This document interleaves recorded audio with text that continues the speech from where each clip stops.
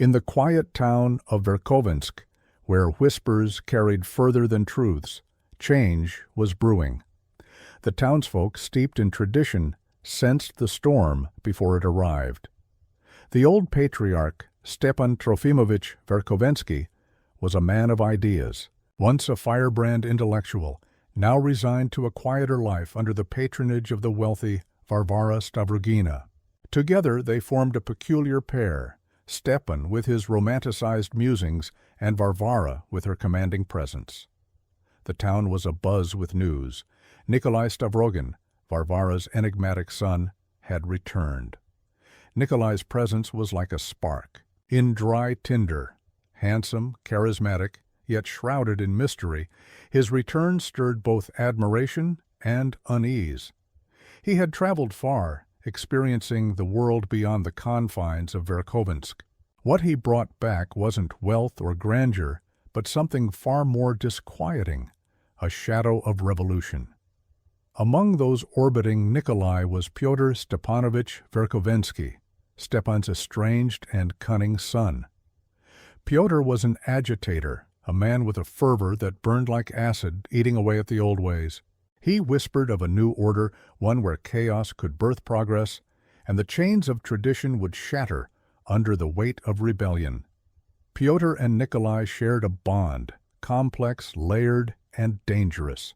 Where Nikolai was enigmatic, Fyodor was a force of manipulation.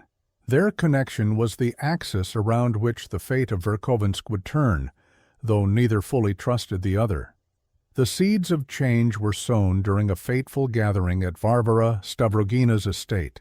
Local elites, intellectuals, and curious onlookers convened to greet Nikolai. Stepan Trofimovich, eager to reclaim his place as a thinker, saw it as an opportunity. He had no inkling that his son Pyotr was quietly pulling the strings, weaving a web of influence that would soon ensnare them all. Nikolai's words at the gathering were few, but they carried weight. "What binds us here in Verkhovensk?" he asked, his voice soft yet commanding. "Is it love, tradition, or fear? Perhaps none of these." His question lingered in the room, a challenge no one dared to answer. Little did they know, this was only the beginning. Behind the scenes, Pyotr was rallying a group of radicals. Their ideals varied, from utopian dreams to nihilistic destruction, but Pyotr knew how to unite them under his cause.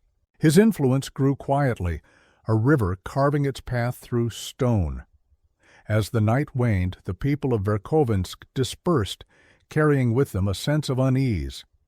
The town, once steady in its traditions, was now teetering on the edge of something unknown, and in the stillness of the night, Pyotr and Nikolai shared a quiet moment. "The people are ready," Pyotr said, his voice laced with ambition. Nikolai didn't reply immediately. His eyes, piercing and unreadable, gazed at the horizon. "Ready for what?" he finally asked, his tone devoid of emotion. "For everything," Pyotr whispered, a smile playing on his lips. And as the final pieces of the puzzle fell into place, the truth was undeniable. There would be no happy ending, there would be no redemption. There would only be the silence that followed the storm, the broken pieces of a town, of lives scattered. In the wake of the reckoning, Verkhovensk would never be the same again. Neither would any of them. The winds in Verkhovensk grew colder, as if the very air carried warnings of what was to come. Pyotr Stepanovich Verkhovensky moved through the town like a shadow, blending into the daily rhythms, yet always watching, always listening. His network was forming, a collective of restless souls who yearned for something more, though few truly understood the cost of the change they sought. In dimly lit rooms and quiet alleys, Pyotr gathered his followers. There was Shigalev, the theorist, with his thick manuscripts proposing a society ruled by an elite few. Kirillov, the brooding engineer, obsessed with the concept of absolute freedom through self-destruction. Virginsky, the timid idealist, longing for justice yet too soft for the cruelty it might demand. Liputin, ever the sycophant, nodding to every word Pyotr spoke. Each man had his reasons for joining, but Pyotr knew they were tools, pieces in a larger, more dangerous game. At the heart of it all was Nikolai Stavrogin. His silence spoke louder than words, and Pyotr exploited it. To the group, Stavrogin was a symbol, a leader who had yet to lead. Pyotr crafted that image carefully, feeding their admiration while Stavrogin remained distant. One evening, in a secluded study, Pyotr addressed the gathered men. The flickering candlelight carved sharp shadows across the walls. "It's not enough to talk," Pyotr's voice cut through the silence. "Ideas alone do nothing. Action creates change. Fear maintains the old order. We must break it." Shigalov shuffled in his seat. "But action without thought," Pyotr slammed his fist on the table. "Thought without action is rot. We are builders of the future. We dismantle to rebuild." Kirillov stared ahead, hollow-eyed. "And if we die in the process? Then we become martyrs, legends. Isn't that freedom?" Pyotr smirked. "Or would you rather remain nameless, forgotten?" The room fell into a tense silence, the weight of Pyotr's words settling over them. Meanwhile, outside these walls, life in Verkhovensk carried on. Varvara Stavrogina, unaware of the brewing storm, focused on her social gatherings, unaware of the shadows creeping into her household. Stepan Trofimovich, blissfully detached, busied himself with essays no one would read. The town's officials dismissed rumors of unrest as idle gossip, but the first spark had already been struck. A small pamphlet appeared overnight, pinned to the door of the local church. The paper was thin, the ink hastily pressed, but its words were sharp. The old must fall, the new must rise. Freedom is not given, it is taken. No one claimed it, but many suspected. Whispers grew louder. Fear began to seep into the town's foundations. Nikolai Stavrogin, distant from Pyotr's scheming, felt the tension mounting. Yet he remained indifferent, as if untouched by the chaos inching closer. One evening, Pyotr approached him in the study. "The town is waking up," Pyotr said softly. "The people feel it. They need a leader. They need you." Stavrogin's gaze was cold. "And if I refuse?" Pyotr's smile didn't waver. "Then they'll follow me instead. But you were made for this." Stavrogin didn't answer. The silence stretched, heavy with unspoken words. Outside, the town of Verkhovensk slept uneasily, unaware that its days of peace were numbered. Morning in Verkhovensk brought little comfort. The streets, usually alive with merchants and townsfolk, now felt heavy with unspoken fears. The mysterious pamphlets had stirred something deep within the town, a quiet, creeping dread. Gossip clung to every corner like a damp mist. Stepan Trofimovich Verkhovensky, oblivious to the tension, paced his study, muttering to himself. His once brilliant mind now chased abstract thoughts, detached from the world shifting around him. He clung to the past, to ideas long faded, unaware that his own son was orchestrating the town's slow unraveling. Meanwhile, Pyotr Stepanovich watched the town with satisfaction. The seeds he had planted were sprouting. Panic and suspicion fractured the community, dividing friends and neighbors. He knew fear was a powerful tool. It was the first step in making people pliable, ready for something, or someone, to guide them. But Pyotr wasn't satisfied with mere words. He needed action. Blood would bind his followers to him in ways ideology never could. In a secluded gathering, Pyotr leaned in close to his small group of conspirators. "We need a symbol," he whispered, voice steady. "Something they'll remember." Fear fades, but violence echoes. Laputin, ever eager to impress, nodded vigorously. "Who? Who should be the example?" Pyotr's eyes narrowed. "Shatov." The name hung in the air like a curse. Ivan Shatov, once a member of their circle, had distanced himself, rejecting their growing radicalism. Worse, he knew too much. He was a threat, a loose thread in Pyotr's carefully woven plan. "But he was one of us," Virginsky protested. Weakly, Pyotr's gaze turned cold. "Was. Now he's a danger. If we don't act, he will." The room fell silent. No one dared argue further. The decision had been made. Elsewhere, Shatov felt the weight of unseen eyes. His instincts screamed danger, yet he stayed, rooted by a stubborn belief that perhaps it was not too late for redemption. He underestimated Pyotr's resolve. Meanwhile, Nikolai Stavrogin drifted further into his own darkness. His return to Verkhovensk was not meant to ignite revolution, yet he could not escape the consequences of his inaction. Pyotr's manipulation had entangled him in a web of influence and expectation. One evening, Stavrogin visited Darya Pavlovna, a quiet, observant woman who had long admired him from a distance. "They speak of you in whispers, Nikolai," she said softly. "Some call you a leader, others a curse." Stavrogin's eyes, cold and distant, did not waver. "Let them speak. Words are wind." "But wind becomes a storm if left unchecked," she replied. Her words lingered, but Stavrogin offered no response. Back in the dim meeting room, Pyotr sharpened the final blade of his plan. The town teetered on the edge, and soon it would fall, and when it did, there would be no turning back. Nightfall blanketed Verkhovensk in a suffocating darkness. The once familiar streets now seemed alien, the gas lamps casting long, flickering shadows. Fear had become a silent resident, slipping between houses and trailing behind every hurried step. In a secluded corner of the town, Shatov sat alone in his modest home, his thoughts heavy and tangled. He had felt it for days now, the quiet hostility, the eyes watching from corners. Once a man of ideals, he had broken away from Pyotr's circle, but his past clung to him like a shroud.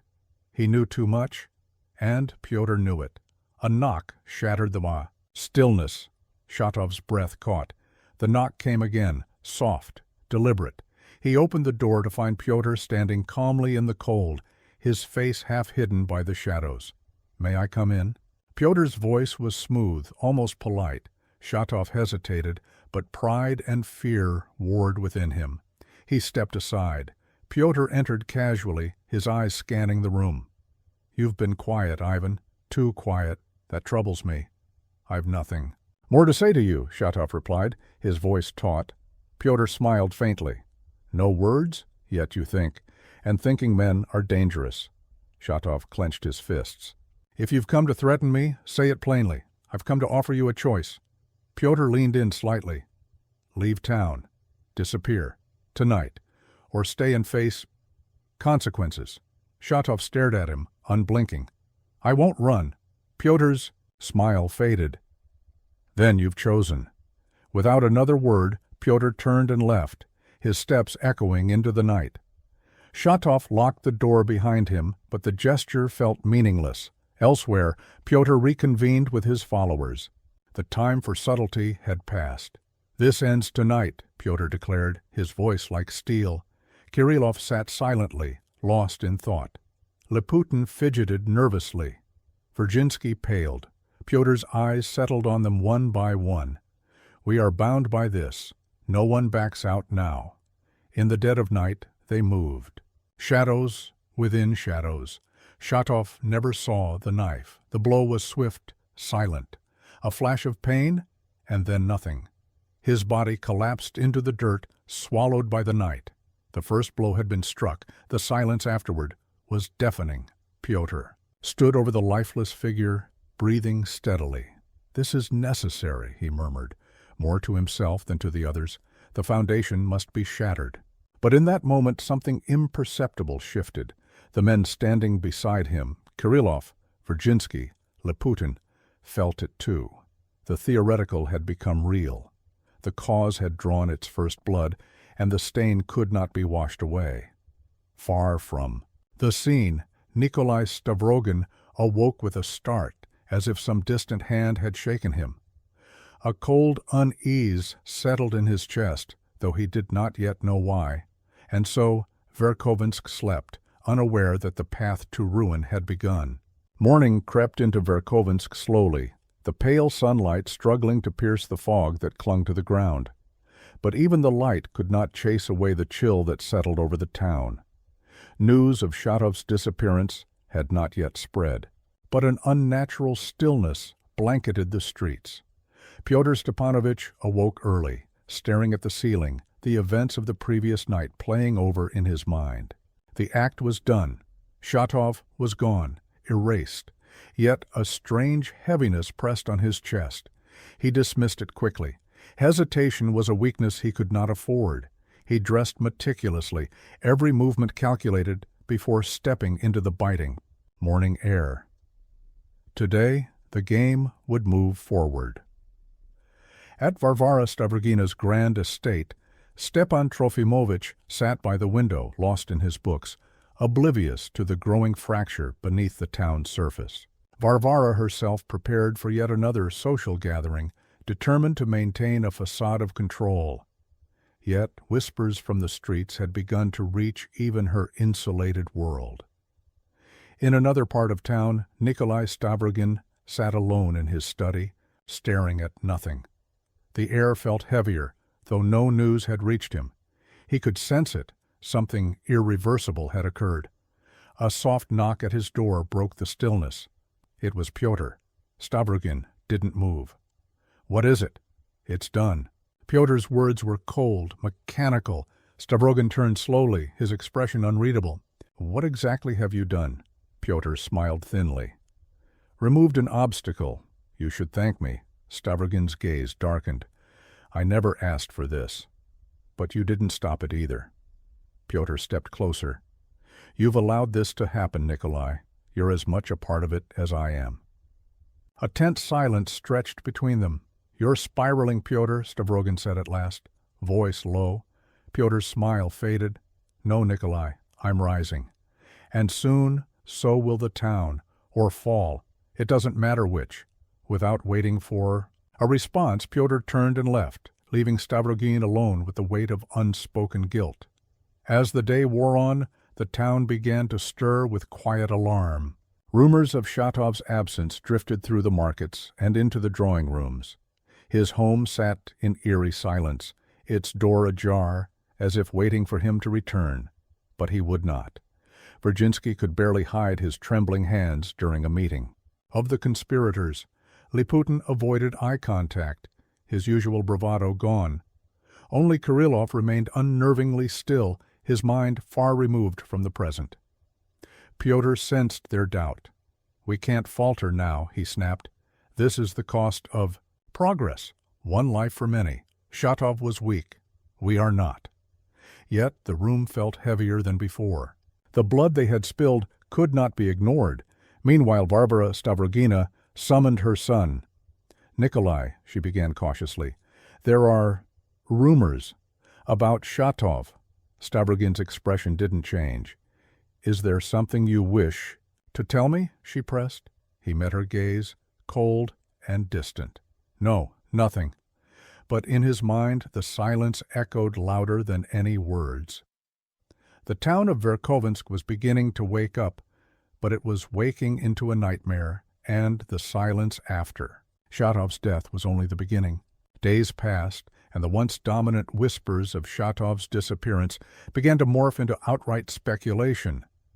The town, teetering on the edge, watched, waiting for some sign, some explanation that would provide clarity. But none came. The absence of answers only deepened the town's unease. There were those who suspected the worst, and there were those who were too afraid to even speak of it. Stepan Trofimovich, blissfully unaware of the chaos spinning around him, continued his intellectual pursuits in the quiet corners of his home. But even he could feel the change in the air, a growing tension that gnawed at him, although he couldn't quite grasp the cause. It was as if the town itself had become a living entity, one on the brink of collapse. Varvara Stavrogina, who had always maintained an air of control, found herself increasingly disturbed.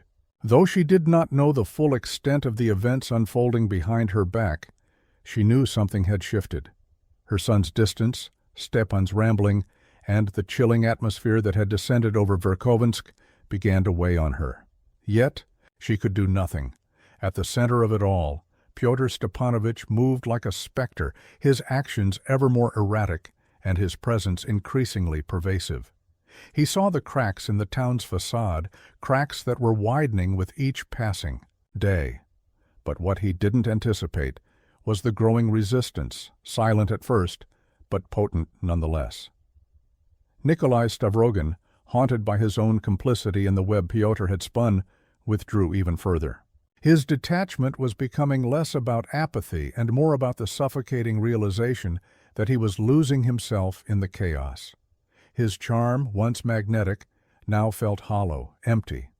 He had long been a man who existed in a place between the world of others and his own shadow, but now that shadow was consuming him.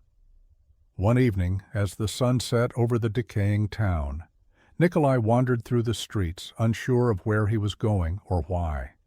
He was restless, a man at war with himself. The air was thick with the scent of decay, the lingering feeling of something terrible about to unfold. His steps led him toward the town square, where a small gathering had taken place. There, standing before a modest crowd, was an unexpected sight: Shatov's sister, Maria.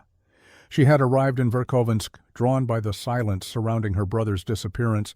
Her face was pale, her eyes hollow from weeks of grief, but she stood tall, demanding answers. Nikolai approached the crowd, his presence unnoticed at first, but when he drew nearer, a hush fell over the gathering. Maria's eyes caught his. She didn't flinch. There was no recognition in her gaze, only a silent accusation. "Where is my brother?" Maria's voice was steady, but it carried the weight of 1,000 questions. "Someone must tell me what has happened to him." The townsfolk shifted uncomfortably, but no one dared speak. Nikolai felt the gaze of the crowd upon him, the weight of their unspoken words. The truth was staring him in the face, but he could not speak it. He could not tell them the truth that Pyotr had orchestrated. He could not betray the bond he had forged with a man who was slowly twisting everything around him. The silence stretched, unbearable and thick. Finally Nikolai spoke, his voice barely above a whisper. "I don't know." It was a lie, but it was the only one he could offer. Maria's eyes softened, but only briefly. She turned away, unwilling to accept the emptiness of his words. The crowd dispersed quietly, each person retreating into the comfort of their own ignorance, unsure of what to believe or how to act. But for Nikolai, the lie hung in the air like a heavy shroud. He could not escape it. In the shadows, Pyotr watched it all, his eyes gleaming with something dangerous. The pieces were falling into place, and soon the town would be his. But Nikolai Stavrogin was not the only one haunted by silence. The winds of Verkhovensk were shifting once more. The silence that had plagued the town now gave way to whispers that were darker, more frantic. The truth, long buried beneath layers of fear and denial, could no longer be contained. Shatov's disappearance had not gone unnoticed, nor had it been forgotten. His sister, Maria, had planted the seed of doubt that would soon grow into something unstoppable. The once unified front of the conspirators began to fracture. Pyotr Stepanovitch's charisma, so carefully cultivated, began to lose its grip on his followers. Verkhovensk, who had once been so eager to follow, now found himself questioning everything. The bloodshed, the manipulation. Could they really justify it all? Liputin's nerves were stretched thin, and Kirillov had become increasingly withdrawn, his obsession with freedom taking a dangerous, self-destructive turn. Pyotr, sensing the unrest, called a meeting of his most trusted. The room was dim, lit only by the flickering glow of a single candle. Each man sat in silence, the tension palpable. "We cannot falter," Pyotr's voice cut through the quiet, cold and firm. "The revolution has begun. It will not stop, no matter the cost." Verkhovensk's hand trembled slightly as he reached for his drink. "But we've spilled blood, Pyotr. We've made ourselves into monsters. How can we undo this?" Pyotr's eyes narrowed, his gaze sharp. "We cannot undo it, but we can control it. We are already too far in. You don't get to back out now." "I'm not backing out," Verkhovensk replied, his voice wavering. But I'm asking, where is this leading? Where does it end? Kirillov, who had been silent until now, suddenly spoke up, his voice low but intense. It ends with freedom. True. Freedom. Through death, through sacrifice. Pyotr smiled darkly. Exactly. We burn the old world so the new one can rise from the ashes. But Verkhovensk could see the cracks in Pyotr's resolve. The certainty that had once burned so brightly in his eyes was dimming. There was fear behind it now, a fear of losing control. I can't keep doing this, Verkhovensk muttered, his voice barely audible. I don't want to be part of it anymore. Before Pyotr could respond, the door to the room creaked open. It was Laputin, his face pale, his eyes wide with panic. They've found out, he gasped, barely able to speak. Maria. She's been asking questions. The townsfolk. They're beginning to talk. Someone is going to speak out. Someone is going to tell the truth. The words hit like a thunderclap. Pyotr's face twisted into a mask of fury. Who? He demanded. I don't know, Laputin stammered, but they're not quiet anymore. They know something is wrong.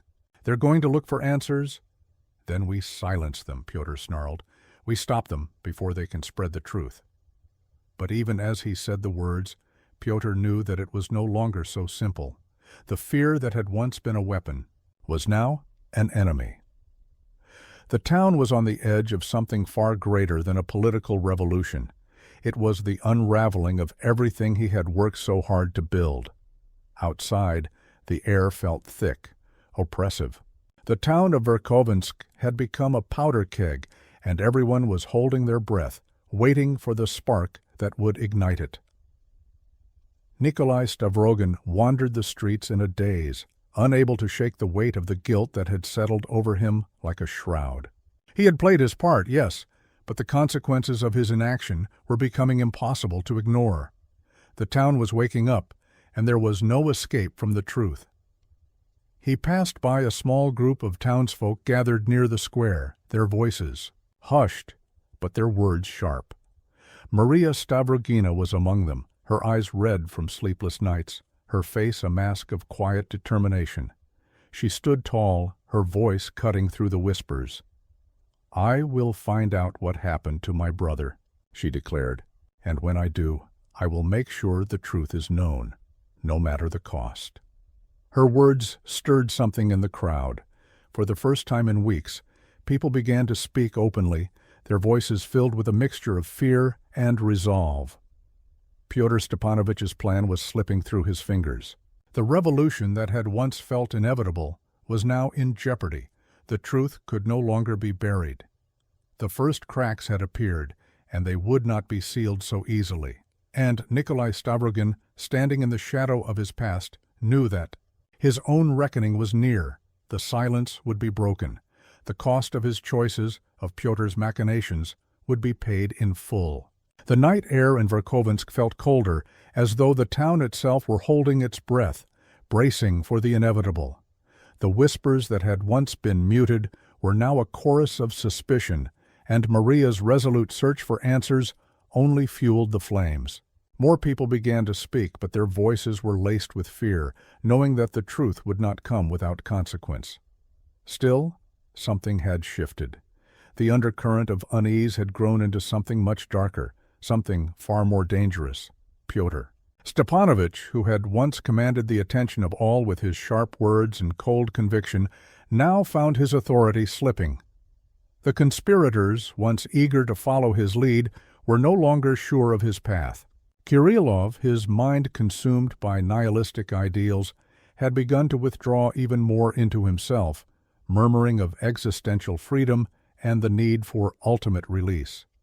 Verkhovensk, once so full of eager zeal, now questioned the very purpose of their struggle, and Laputin, who had always been the most pragmatic of them all, was growing increasingly paranoid. The truth was out there, and they could not control it forever. Pyotr could feel the weight of the rebellion against him. His grip on the situation was slipping, but he would not surrender easily. He could not. His vision for the future, one, where everything, all things, would be torn down and rebuilt from the ashes, was too strong, too vital. Is it done? He asked sharply, turning to Virginsky, his voice low and dangerous. Virginsky hesitated, his face pale. Not yet, but... People are talking. The town knows something is wrong. And you? Pyotr gaze hardened, cutting through the uncertainty in Virginsky's eyes. Do you still believe in this? In what we're doing? Virginsky swallowed hard. He had once believed wholeheartedly in Pyotr's ideals, in the vision of a new world built from the destruction of the old. But now, as the pieces began to fall into place, he could no longer ignore the cracks in the foundation. He had never imagined the cost would be so high. Virginsky trailed off, his voice shaky. I'm not sure anymore. Pyotr's eyes narrowed, his expression darkening with a mix of frustration and something deeper, an unspoken rage, that simmered beneath the surface. You are part of this. You can't back out now. None of us can. Virginsky said nothing in reply, the silence between them growing oppressive. He knew that Pyotr was right. Once the first step had been taken, there was no turning back. But he also knew that the cost was far greater than he had ever imagined. In the quiet hours of the night, Nikolai Stavrogin wandered once more, lost in the disorienting fog of his own guilt and confusion. He had played his part in the great game. But now, with each passing day, the weight of that involvement became unbearable. The people of Verkhovensk were stirring, and the cracks in the conspiracy were widening. Maria Stavrogina's pursuit of the truth was relentless, and the town, so long unaware of the darkness lurking beneath its surface, was waking up to a nightmare of its own making. Nikolai had always been detached, an observer of life rather than a participant. But now he was caught in the web of his own making, unable to escape the consequences of his actions. He could no longer remain a passive spectator. He found himself outside the gathering hall where Maria had spoken to the crowd, her voice unwavering. Her defiance was a stark contrast to his own internal turmoil. He watched her, a cold shiver, running down his spine as she looked toward the town square, her eyes hard with resolve.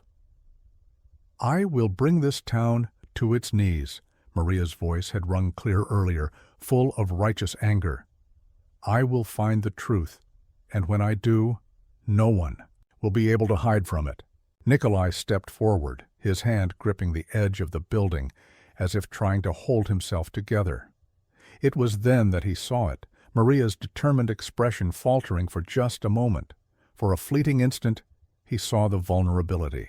Behind her resolve, the fear that even she could not fully conceal. She was playing her part in this struggle, but like him, she too was caught in something far larger than she had anticipated. He approached her slowly, his footsteps almost silent, on the cobbled street. You're right, he said, his voice low and hollow. You will find the truth, but you should know this.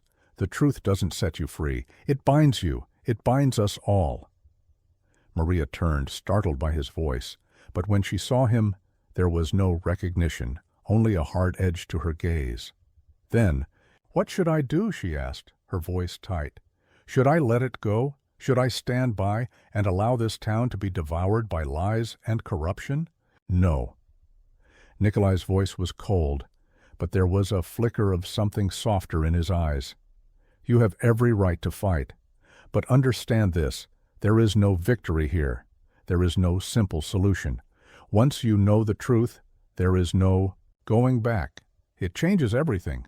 Maria regarded him for a moment, her eyes searching his face, as if trying to find some hint of sincerity. She found none. I don't care, she said finally, her voice steady but resolute. The truth must come out, no matter what it costs. And with that she turned and walked away, her figure swallowed by the night. Nikolai stood there for a long time, watching her fade into the shadows. The weight of what was coming pressed down on him, but there was no turning back now, no escape. The storm was gathering, and the town of Verkhovensk was about to be torn apart by it. The storm that had been brewing for days finally broke. The winds howled through the streets of Verkhovensk, whipping the town into a frenzy. The truth, long buried beneath layers of deception, was no longer something that could be ignored. The darkness that had taken root in the town was spreading, and it seemed that nothing, no one, could stop it. Maria Stavrogina had not relented. Her determination only grew stronger with each passing day, each new piece of the puzzle falling into place. The whispers were no longer just rumors. They were truths waiting to be uncovered, and she was the one to uncover them. But she knew that the price would be steep. The cost of exposing the darkness of Verkhovensk, the cost of unveiling the lives that had been destroyed in the name of revolution, was something she had yet to fully comprehend. As the town began to stir with unrest, the conspirators were faced with a choice: push forward with their plans or retreat into the shadows. Pyotr Stepanovitch's once unshakable confidence had begun to crack. He could feel the tension in the air, the fear that was creeping into his followers' hearts. They were no longer so sure of the path they had chosen. But there was no turning back. Pyotr knew that if they faltered now, all would be lost. Yet even he could feel it. Something was shifting. The very ground beneath his feet seemed unstable, as if the town was ready to collapse beneath the weight of its secrets. In the depths of his mind, Pyotr had always known that there would be a reckoning. He had known that there would come a moment when the truth would be revealed. But now that it was upon him, he found himself ill-prepared for it. The darkness he had embraced, the lies he had woven so carefully, were now unraveling in front of him, and there was no one to blame but himself. Stavrogin, ever detached, had watched the events unfold from the shadows. He had played his part. But now, as the consequences of his inaction weighed heavily on his conscience, he was no longer certain of where his allegiances lay. The town was a powder keg, and at the center of it all, he could feel the pressure building. Maria's pursuit of the truth had triggered something in him, a faint glimmer of remorse, perhaps, or simply the knowledge that the reckoning was coming, and no one would be spared. He had once been a man who stood above the fray, observing the chaos below without ever truly participating. But now he was caught in the whirlwind, unable to escape the consequences of his choices. The darkness was closing in, and there was nowhere to hide. It was on a storm-ridden night that the final confrontation came. The streets of Verkhovensk were slick with rain, the air thick with tension. The town was in an uproar, and the truth was no longer a matter of speculation. It was undeniable. Maria Stavrogina had uncovered the evidence. The conspirators were exposed. The gathering was small but significant. The conspirators, Fyodor, Verkhovensk, Kirillov, and Liputin, were gathered in a dimly lit room, their faces etched with fear and uncertainty. The truth had been revealed, and there was no way to undo it now. "We have no choice," Pyotr said, his voice barely a whisper. "We must finish what we started." "But what if—" Verkhovensk hesitated, looking to the others. "What if it's too late? What if the town has already made up its mind?" Pyotr's eyes flashed with anger. "The town doesn't matter anymore. We are the ones who decide what happens next." But even as he spoke, Pyotr could sense the doubt creeping into his words. The revolution he had dreamed of, the new world he had promised, was slipping through his fingers. The truth was out. The town was awake, and there would be no more hiding from the consequences. Kirillov, lost in his own thoughts, suddenly spoke up, his voice eerily calm. "There's no need for violence anymore. The truth is enough. The world is already dying. We are already free." Pyotr turned to him, his expression hardening.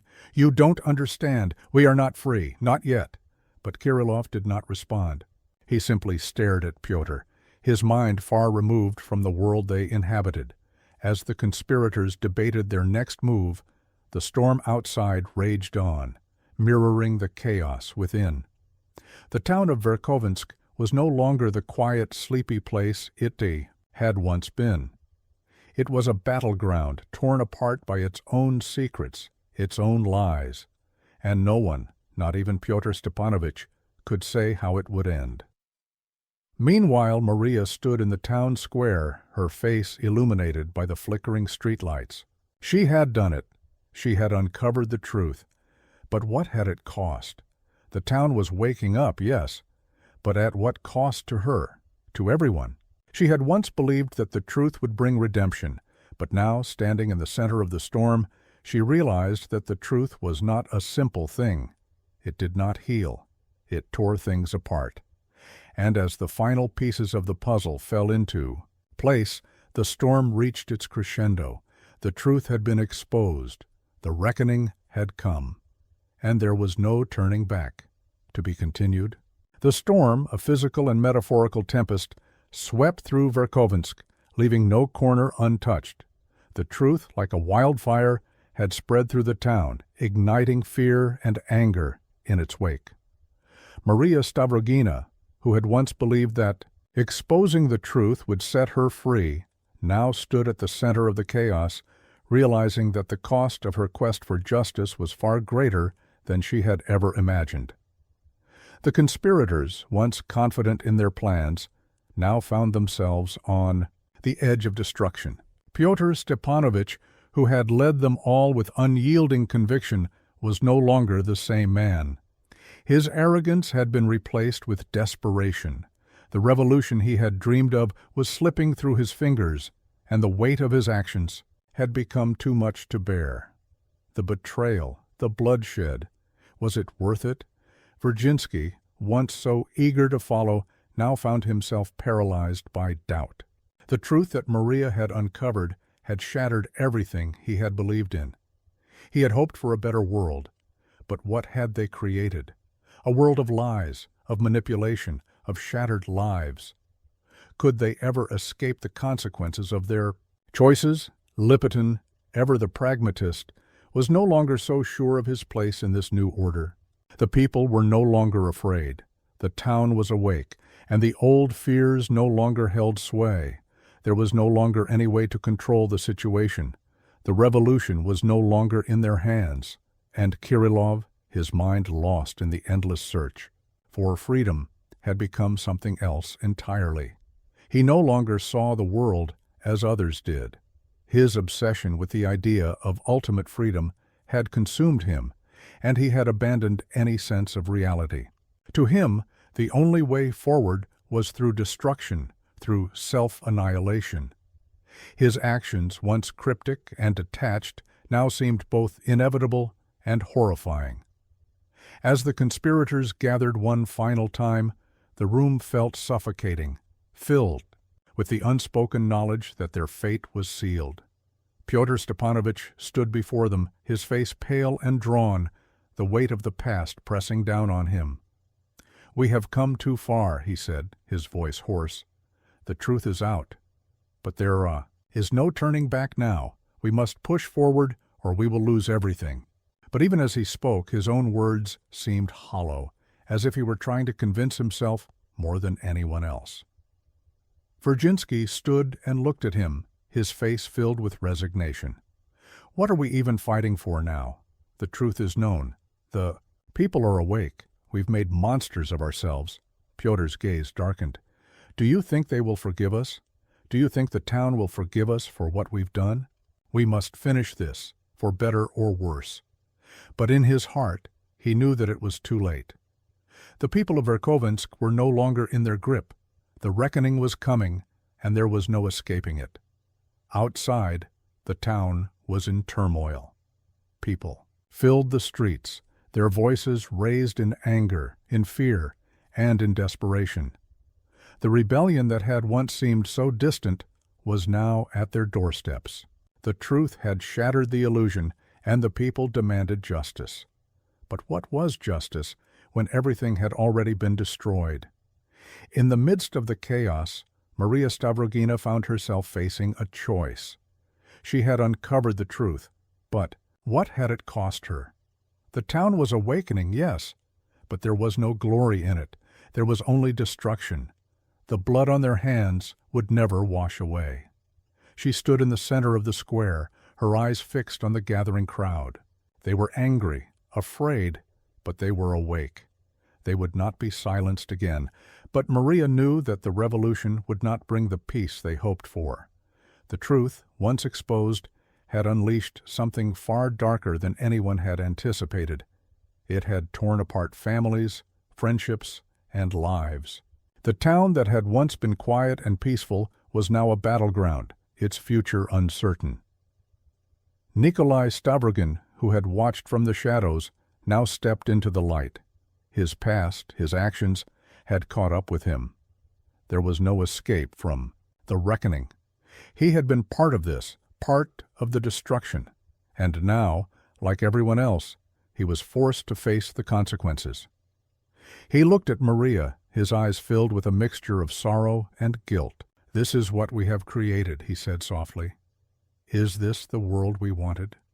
Maria's gaze was hard, but her voice betrayed a trace of sadness.